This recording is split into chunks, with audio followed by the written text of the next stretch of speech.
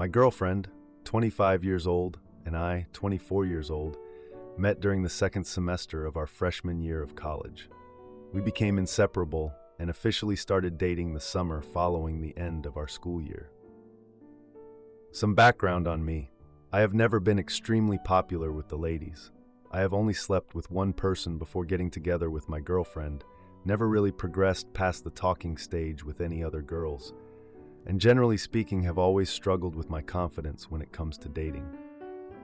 Some background on my girlfriend. She is also relatively inexperienced relationship-wise, has only been with 3 people before me, more on this later, and roughly 6 months before meeting me, had gotten out of an extremely toxic relationship with her ex. After this breakup, she decided to swear off any intimacy contact with men for a period of time and focus on herself. Some background on our relationship. We met at a house party at the beginning of the college semester, exchanged numbers, and started chatting. And folks, to say that my girlfriend was out of my league is the understatement of the century. She was, and still is, gorgeous, and to this day I have no idea how I ended up with someone as beautiful as her. From the get-go, at least on my end, we really clicked and soon started spending a lot of time together. However, due to my girlfriend and her avoidance of physical relationships, it felt more like a friendship. As for a couple of months, we didn't so much as kiss. She had explained to me the past trauma from her ex, and I was very understanding and did not try to push her boundaries, and for many weeks made it a point to respect this boundary. Then, towards the end of the semester, we started moving forward with our physical relationship. We ended up kissing, then started sleeping together in the last 2 weeks of the semester. This continued into the following summer, and at this point we were essentially the couple that did not call themselves a couple. I had asked her if she would be my girlfriend, and she was very hesitant to say yes, citing her previous relationship trauma as to why she was nervous about attaching that label to us. This situation made me feel very insecure due to my lack of dating confidence. However, I was understanding of her situation and was prepared to wait until she felt comfortable. Towards the end of the summer, she told me she was ready, and our relationship became official. Some background on our relationship now. My girlfriend and I have been together 5 years now and have lived together for 2. I consider this girl to be my best friend and #1 supporter in my life, and I am deeply in love with her. She does feel guilty for the way she strung me along when we were first spending time together, but since that time, she has been nothing but the best girlfriend any man can ask for since. Some background on the problem. My girlfriend had this friend, I will call him B, that she would study with when we first started talking during the school semester. B was very good looking, a definite womanizer, and my girlfriend's exact type. Their relationship always made me feel uneasy. He had commented heart eyes emojis underneath her social media posts. She went to parties he hosted, and even after my girlfriend and I started dating, she posted a picture of her at a beach party, next to a shirtless B, wrapped in a flag of B's home country that he gave to her. I brought up how uncomfortable this post made me, and my girlfriend became very defensive about it, claimed he was just a friend, and snapped at me in a very public setting. I was very embarrassed and dropped the subject, convincing myself that I was acting like her toxic ex, and that's why she lashed out. B and my girlfriend slowly started seeing each other less over the course of the next few months, and now 4 years later, he is long gone from our lives. Now for an update. My girlfriend had intimacy with B. She sat me down last night and told me that she needed to get it off her chest. Apparently it only happened one time, a month after my girlfriend and I first met and started talking. My girlfriend and B were studying in his dorm room, and he came on to her, and you know the rest. She swears it meant nothing, and I believe her. Where I'm struggling, I have always felt very special thinking that I was the first person my girlfriend slept with, following her breakup with her ex. I definitely had validation issues in the beginning when the girl I was hanging out with 5 nights a week wouldn't so much as kiss me. However, I thought that she was waiting to make sure I was the right person before we progressed physically. Knowing she had intimacy with some womanizing fraternity brother during this time definitely taints the image of our relationship in my mind. And the fact that it's someone that I was suspicious of already only makes this worse. My question now is, what do I do? I love this girl, but I feel so deflated now.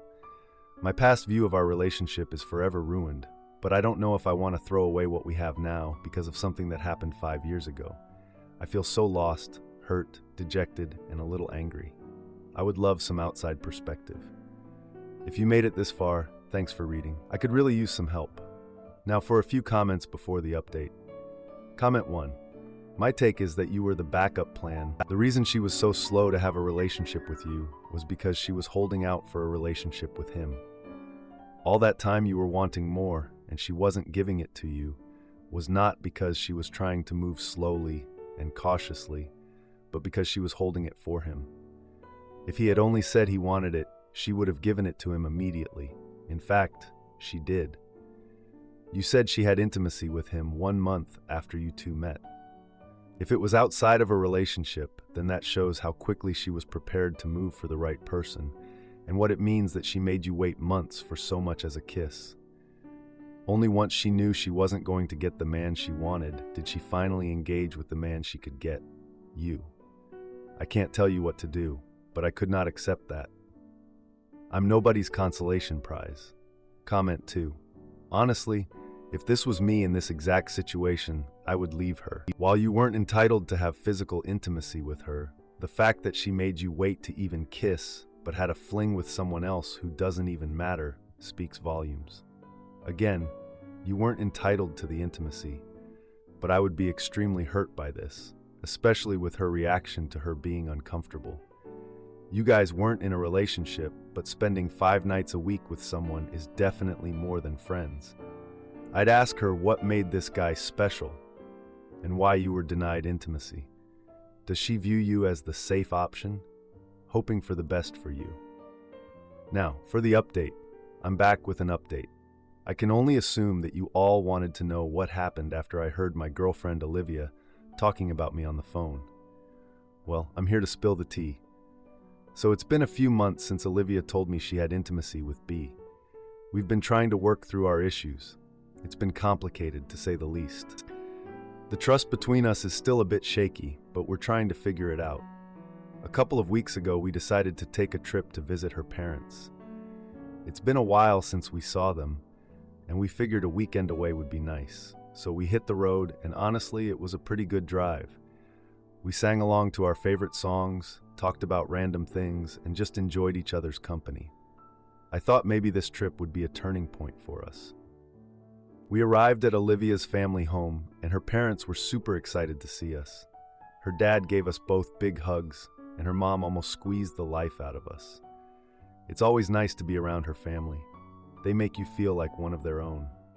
Her younger brother Sam was also home from college. He seemed surprised to see us, but in a good way.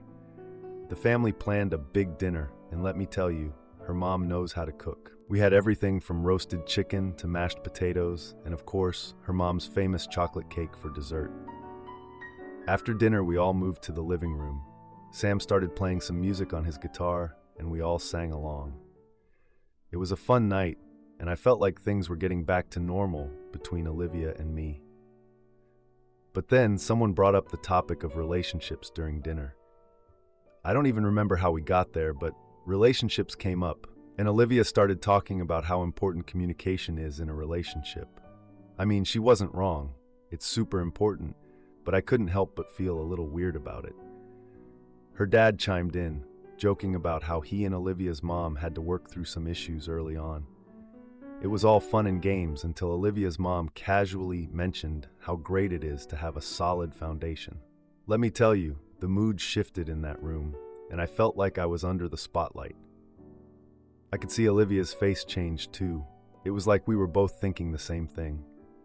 After dinner, we all moved to the living room for dessert. Sam asked about our wedding plans, and let me tell you, the silence was so loud you could hear a pin drop. Olivia's mom jumped in, encouraging us to think about our future. I know they mean well, but it was just so awkward, and I could see Olivia getting uncomfortable. Later that night, while everyone was busy with dessert, I heard Olivia talking quietly on the phone in the other room. My curiosity got the better of me, so I moved closer to listen in. It was Olivia talking to her friend about our relationship. I couldn't hear everything, but I heard enough to know that she was still upset about what happened with B. After Olivia hung up, I confronted her about the call. She seemed surprised to see me and got all defensive, asking why I was listening. I mean, can you blame me? I was hurt, and hearing her talk to someone else about it made me feel even more hurt. The argument escalated from there. We started throwing around harsh words. She mentioned how she felt pressured by family expectations and how it was hard to be around them all the time. I get it, but it felt hypocritical to me considering her earlier conversation about communication. I called her out on that, and things got even worse. She stormed out of the room, visibly upset. The next morning, the atmosphere was tense during breakfast. Olivia's parents noticed the quietness and asked if everything was okay. Olivia forced a smile and assured them that everything was fine. I just sat there, trying to eat my breakfast and not make things more awkward. After breakfast, I suggested we go for a walk to clear the air. We needed to talk, and I didn't want to do it in front of her family. So we went for a walk, and it was nice to get some fresh air. But the tension was still there. When we got back home, Olivia suggested we take a break to figure things out. I was taken aback, but I agreed. I guess we both needed some space. A week later, I got a text from Olivia asking to meet up. We met at a local diner, the same place where we shared our first meal 5 years ago. It felt nostalgic, but things were different now. We talked about how to move forward. Olivia mentioned wanting to go to couples counseling, and honestly, I was all for it. We agreed to take it one step at a time, focusing on rebuilding trust. We're planning to visit a counselor together next week. I guess that's the update for now. It's a work in progress, but we're still trying. Edit. After Olivia and I returned from her parents' house, we focused on giving each other space while figuring things out. We still live together, sharing household responsibilities, and we're both open to talking about our feelings when the time is right. The couples counseling session we attended was our first step towards rebuilding. It was beneficial to share our perspectives in a neutral environment. We want to keep exploring this path to see where it leads our relationship. Am I the idiot for telling my husband to stop treating me like a helpless child? I feel that my husband, who is 36 years old, refuses to see me, who is 32 years old, for who I really am, and sees me as a mix of his own past experiences and assumptions about women like me. It has not always been the case. I have a master's degree in computer science and close to 10 years of IT experience, 5 of which have been as a software architect. I was born in a poor country that I escaped by being offered a job in a better country without even having to look for one. I am bilingual, and I did that all by myself too, with no teacher or classes or anything, before smartphones became widely available. I went to the library, sat down, and learned English from books. I'm explaining all this because it's important to understand that I am not the person my husband thinks I am. My husband is a white, rural American man with a bachelor's degree and a regular office job, not in science, technology, engineering, or mathematics. He doesn't have any elaborate hobbies or interests either. He's a normal guy who likes sports and action movies. I'm saying this so it's clear that he's not a professor of quantum optics or anything that would actually explain why he thinks he is so much smarter than I am. He doesn't trust me with the tiniest of things. It's all day, every single one of our interactions. The most recent example being when I saw ants and wanted to put out an ant trap. He said he would take a look and decide if it's warranted or not, and he would make sure I don't put it in a foolish place. He wasn't like this before we got married and had a baby, because back then I didn't rely on him to help me with things. I need him to hold the baby while the ant issue is resolved. I can't just do it on my own anymore, at least temporarily. Back then, I just didn't say anything and fixed the issue myself, so it never caused a conflict. But now I need to convince him that I'm actually not that foolish. I need to earn his respect so he starts trusting me with the little things, and I don't feel like a child being supervised anymore, especially because I used to be so tough. I literally lived a life that he didn't even see in movies because his religious parents didn't let him watch movies with the kind of content that my life used to be like. I have seen some difficult situations and dealt with challenging circumstances. I am not naive or frail or any of these things. And he used to like this about me. I have already communicated many times how I feel about this, but nothing ever changes because he says either one of two things. One, I'm being mean by saying that, and I have a tone. Then we start talking about how much this conversation hurt him, and the discussion about me not being foolish never happens. He also says he never heard anyone talk to anyone like this before, and how mean it is. But he has said this so many times that now I speak with the gentlest, whispering tone, hoping we'd get to talk about the marriage issues, but he still focuses on my tone. Two, that he actually respects me very much. He just doesn't know how to express it, and will try to find a way. This also ends the conversation. He wins again, but it erodes our marriage piece by piece. So was it worth it? Anyways, it really is eroding what we once had. Does anybody know how to show a man that you're smart? I feel that at one point he did believe I was smart, but after the initial honeymoon years, now he just sees me as just a mom, or I don't know. I really need to find a way to demonstrate my worth before it's too late. Now, for a few comments before the update. Comment 1, this was sad to read, original poster. You sound like an intelligent and capable woman. You shouldn't have to prove to your husband that you are the amazing person that you are. He should be building you up, not tearing you down. He might have some ingrained stereotypical beliefs about women that he was hiding before, or maybe he is buying into manosphere content. It might be hard to confront him about this. How do you think he would react if you suggested relationship therapy? In the meantime, please look after yourself and lean on people who can help you get your confidence back. Comment 2. Your husband doesn't respect you, plain and simple. Nothing you can say or do will change that. Now you have to decide, live with his misogyny or divorce him and find someone who will treat you like a partner and not a child. You should visit this site, www.loveisrespect.org. Now, for the update. A week after I posted about my husband making me feel incompetent, we had a family dinner at my in-laws' place for my mother-in-law's birthday. At first, everything seemed fine. We were all chatting, laughing, eating cake, and drinking coffee. But then, during dinner, my husband made a joke about how only he could fix things around the house, referring to the ant situation from the other week. Everyone laughed, including his parents and brother, but I felt really uncomfortable. I tried to ignore it, but that comment kept bothering me throughout the meal. My sister-in-law Claire was there with her husband and their 2 kids. At one point, Claire leaned over and whispered to me that she admired how I handled my career while also being a parent. For a brief moment, I actually felt proud, but then my husband chimed in that staying home was a full-time job too. That kind of ruined my moment.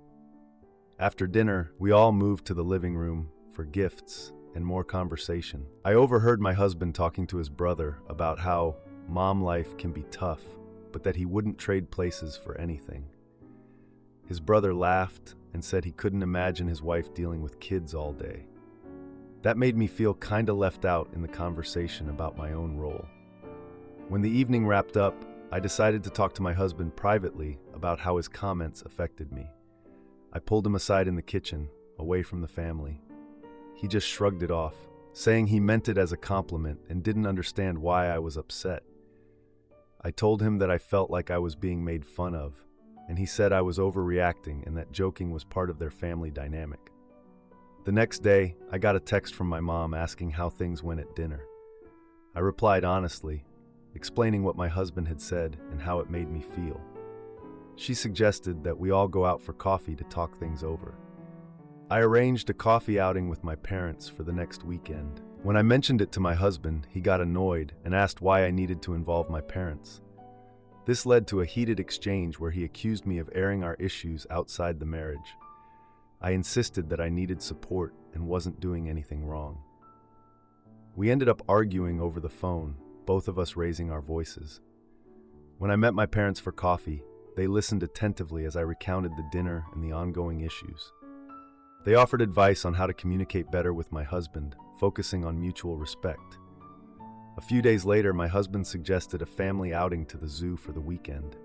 At the zoo, he made a comment about me getting lost in the crowds while looking for the kids. That triggered another uncomfortable moment for me. I felt like he was undermining me again in front of our children. I decided to stay quiet, not wanting to ruin the day for the kids. As we returned home, my husband asked if I enjoyed the day, but I didn't respond. He noticed my silence and asked if I was upset, but I just said I was tired. The cycle of this continued, and I was ready for another week of dealing with these relationship dynamics. Edit: a few more incidents happened during the following weeks, such as my husband saying I wouldn't understand a work issue he was dealing with because it was too complex for me, which made me feel belittled. I also caught him telling a friend I was just a software engineer instead of a senior one. This ongoing behavior is affecting our relationship, and I'm still looking for ways to address it. Am I the idiot for telling my husband to shape up or ship out after he terrified our kids? My husband is always shouting at them for doing what I would describe as regular kids being kids things, threatening them with consequences where the punishment does not match the crime. For example, 1. My 5-year-old daughter is banging on the table instead of eating dinner. His response is, "Stop banging on the table, or you can find another house to live in." She starts crying. I cannot possibly let her think that's the case, so I jump in and say, "If you keep banging the table, I can go and get your high chair, and you can use that for a week until you're ready to eat at the table properly. What do you want to do?" Guess what? The banging stops. 2. My 5-year-old daughter is messing around before bed and won't put her pajamas on. His response is, "That's it. If you're going to behave like this, I'm not coming to your Father's Day party at school." Again, I cannot possibly let her think that's the case, so I tell her to say goodnight to Daddy as I'm putting them to bed. She shouts down the stairs, "Are you still coming to Father's Day, Daddy?" 3. My 3-year-old son, while very strong-willed and vocal, is very sensitive. Whenever his daddy is telling him off, his response is to say, "Hug me, Daddy," with the response he gets being, "No, I don't want to hug you." In front of my son, I tell his dad, "No, you give him a hug because it looks like his soul is breaking."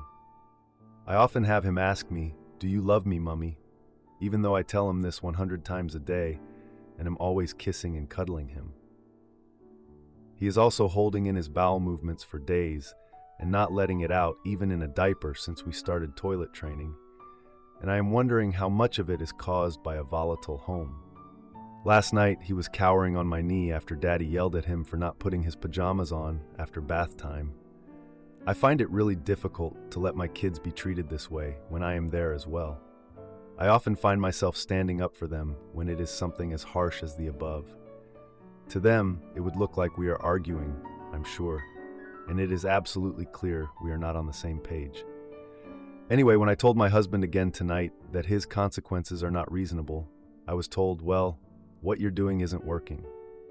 I have spent so much time researching parenting methods and can usually get my kids to behave without raising my voice.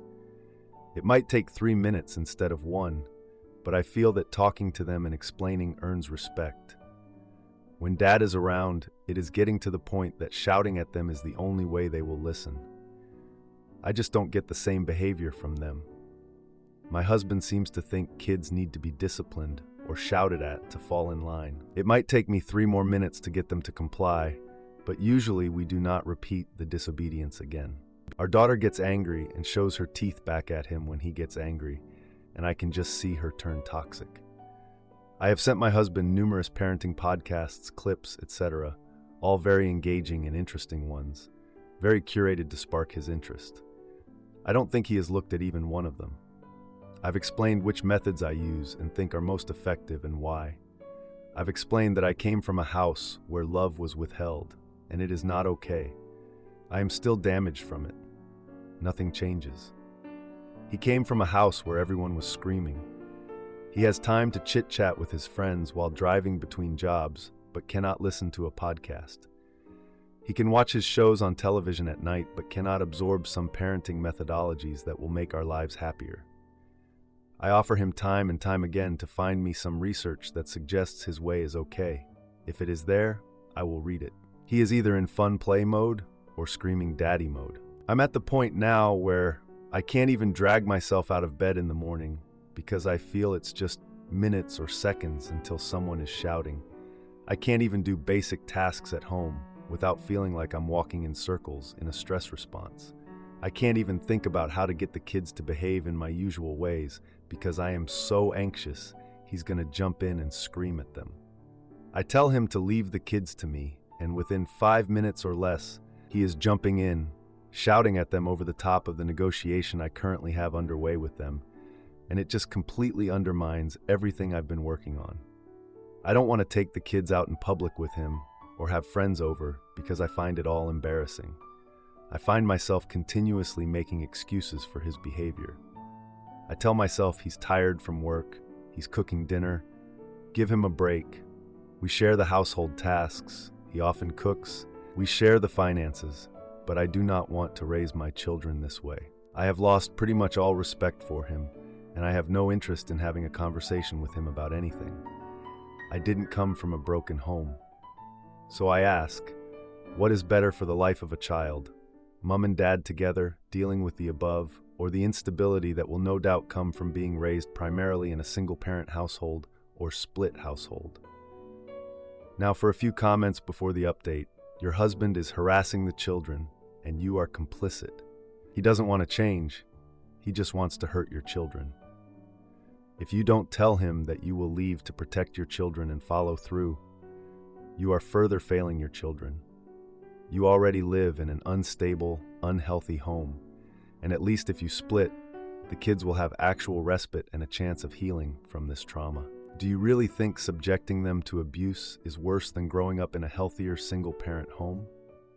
Your 3-year-old son is showing signs of distress, which can be caused by other factors like school, but it sounds like it's a direct reaction to what's going on at home. Your 5-year-old daughter is learning this behavior. You're asking, how far is too far to let it go on? You've already passed that point. Figure out your situation and get your children a safe and peaceful environment. Talk to professionals. Document as much as possible. You may need it for custody situations. Now, for the update. I'm a little late with this update, but I had a lot going on. So 1 week after the last incident, the kids came back from a weekend at their grandparents' house. As soon as we picked up the kids, I noticed my husband was acting a little off, like super quiet. It was just awkward. You know, usually he's all about the kids and excited to see them after being away. But this time, he was just there. My daughter, who is usually super energetic and excited when she sees us, was clinging to my leg like she was scared. It made me feel really bad. She just seemed anxious and not her usual self. As we got home, my daughter accidentally spilled some juice on the kitchen table during breakfast. Before I could even say anything, my husband snapped at her, causing her to burst into tears. I jumped in right away, telling her that accidents happen and it's okay. I could feel her little heart racing, and it broke my heart. Later that day, she came to me and said that Grandpa told her she should be afraid of her dad's anger. What the heck? I was so done. I confronted my husband about his outburst at breakfast, and I told him how it affected our daughter. He just brushed me off, saying kids need discipline and respect. Yeah, right. I felt so overwhelmed that I called my sister for support. I just needed someone to talk to who understood what I was going through. During dinner at my sister's house, she mentioned that she had noticed similar patterns in her family. My husband heard this and got defensive. He accused me of turning everyone against him. I was so done at this point. I told him that his behavior affects the kids' well-being, and he just didn't get it. It's like he has a wall up and refuses to see how he's hurting them. The following weekend, we went to a birthday party for a kid in the neighborhood. At the party, our son didn't want to share a toy, and my husband lost his temper. I saw some other parents whispering and giving concerned looks, and I just wanted to disappear. So embarrassing. I pulled my husband aside, asking him to just calm down. He accused me of undermining his authority in front of everyone. I was like, seriously?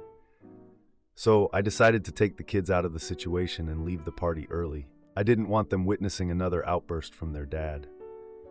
I arranged a playdate with a friend of mine whose parenting style is a little more gentle. During the playdate, the kids were so happy. They were laughing and playing without the fear of being reprimanded. My friend even mentioned how great it was to see them so relaxed. It was like a breath of fresh air for all of us. A week later, while cleaning the attic, I found an old box of family photos. I was just looking through them, and I found pictures of my husband as a kid. He looked so sad and isolated in all of them. I think I finally realized that this was the way he was raised, but it didn't have to be the way we raised our kids. So I decided to take a stand. I wrote him a letter outlining all the things I had observed and planned to leave it for him to find after he got home from work.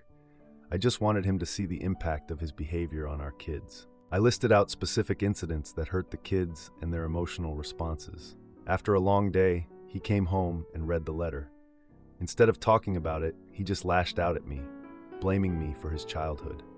Seriously? The following weekend, we went to my parents' house for dinner. The kids were a little loud, which is typical. My husband made a scene, and I could feel the embarrassment creeping up my face. I saw my parents exchanging worried glances, and I knew they were concerned about the kids. After dinner, I confronted my husband in the parking lot. He accused me of being overly dramatic and said I didn't know how to raise kids. I was so tired of this endless cycle. I decided to do something about it. I reached out to a family mediator.